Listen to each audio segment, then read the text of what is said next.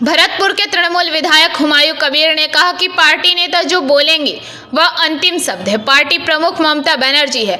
मैं खुश हूं, मैंने जो शिकायत की थी उस पर मुख्यमंत्री शो कॉज किया। शो कॉज का मतलब निलंबित नहीं होता है। हमारी शिकायतों को रिपोर्ट करने के लिए एक व्हाट्सएप ग्रुप बनाया गया है।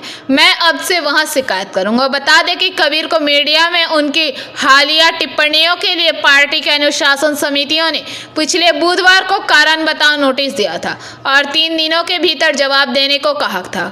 अगले दिन मुख्यमंत्री और पार्टी प्रमुख ममता बनर्जी ने विधानसभा में नाराजगी जताई और कबीर से जल्द जवाब देने को कहा। वहीं शो कॉज का जवाब देने के बाद भी कबीर के तेवर फिलहाल नरम कर लिए थे।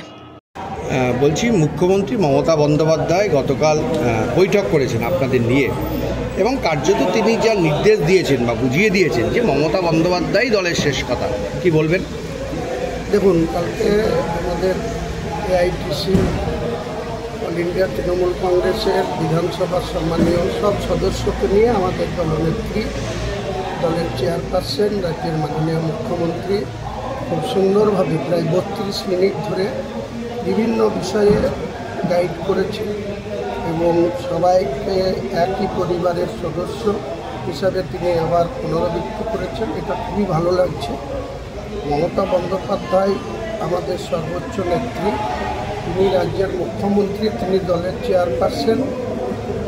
আমি বিগত কয়েকদিন যে ধরনের কথা বাইরে বলেছিলাম সেটা আমার অনেকটাই ভুল হয়েছে। সেটা আমার সহজের উত্তরে আমি সেটা স্বীকার করেছি যে ইচ্ছাকৃত এটা করা হয়নি, অনিচ্ছাকৃত এই ভুলের জন্য আমি অ্যাপোলজিও চেয়ে নিয়েছি।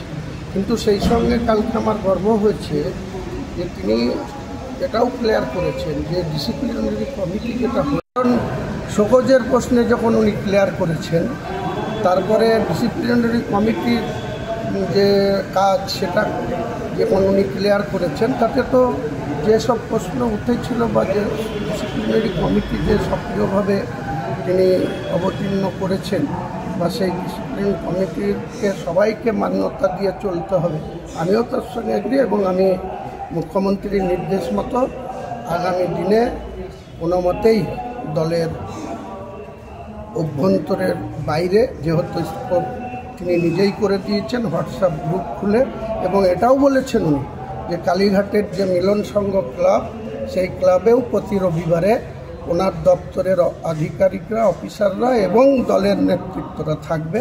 সেখানেও এমএলএরা গিয়ে তাদের সমস্যার কথা নথিভুক্ত করতে পারেন এবং সেই নথিভুক্ত করা। Bureau report PBTV news. नियमित अपडेट एवं दुनिया भर की ताज़ा खबरों के लिए हमारे फेसबुक पेज को फॉलो एवं यूट्यूब चैनल को सब्सक्राइब करें।